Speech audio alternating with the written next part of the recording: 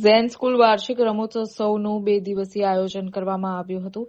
આ કાર્યક્રમની શરૂઆત પ્રાર્થનાથી થઈ. ત્યારબાદ સૂર્ય નમસ્કાર, યોગ, લેજીમ, ડમ્બલ્સ, પિરામિડ, તાળી, યોગ, પોમ-પોમ અને માસ ડ્રીલ જેવા રસપ્રદ કાર્યક્રમો યોજાયા હતા. વિવિધ ગેમ્સની શરૂઆત મશાલ પ્રજ્વલિત કરી ઝેન સ્કૂલ અને યુવા મનને જાગૃત અને જવાબદાર ભાવિ નાગરિકો બનાવવા માટે પ્રતિબદ્ધતા દર્શાવી. આ ઇવેન્ટ દરેક બાળકના સર્વાંગી વિકાસ પ્રત્યે ઝેન સ્કૂલના સમર્પણના પુરાવો છે.